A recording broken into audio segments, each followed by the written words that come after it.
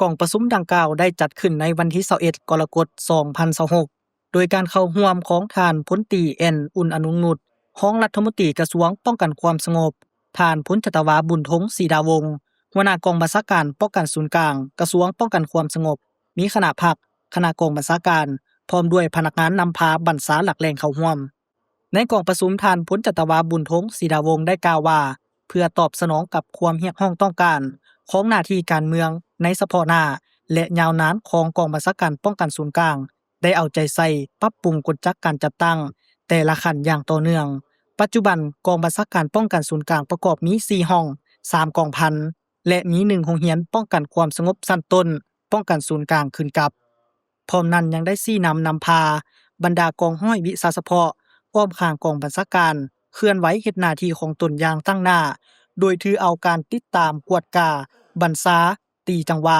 เป็นเสนาธิการในการค้นคว้าวางแผนจัดวางกำลังป้องกันการนำภาครัฐสำนักงานองค์การกองประชุมระดับชาติสากลป้องกันวันสำคัญต่างๆของชาติของพรรคและป้องกันแขกต่างประเทศที่มาเคลื่อนไหวเยี่ยมยามและเฮ็ดเวียกอยู่สาธารณรัฐประชาธิปไตยประชาชนลาวมีความปลอดภัยโดยพื้นฐานแสดงออกในการป้องกันกองประชุมใหญ่ของพรรคป้องกันกองประชุมระดับชาติระดับสากลและป้องกันแขกต่างประเทศป้องกันการนำเคลื่อนไหวอยู่ภายในและต่างประเทศป้องกันประจำที่ขับรถปรุงแต่งหับไส้กวดกาอาหารธาตุแตกป้องกันสถานที่สำคัญต่างๆของพรรคของชาติตลอด24ชั่วโมงในระยะผ่านมาสามารถรับประกันความสงบปลอดภัยโดยพื้นฐานจากนั้นคณะพรรคคณะนำกองบัญชาการป้องกันศูนย์กลาง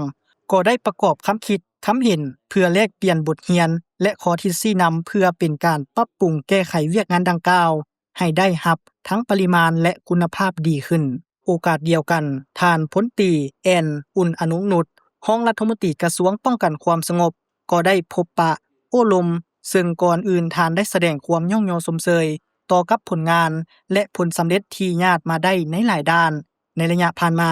พร้อมนั้นท่านยังได้เรียกร้องให้คณะพรรคคณะนำพนักงานนำพาบัญชาให้เอาใจใส่เพิ่มทวีความสามัคคีเป็นปึกแผ่นแน่นหนาเด็ดเดี่ยวสู่สนผ่านอุปสรรคนานาประการเพิ่มทวีบทบาทการนำพาของพรรค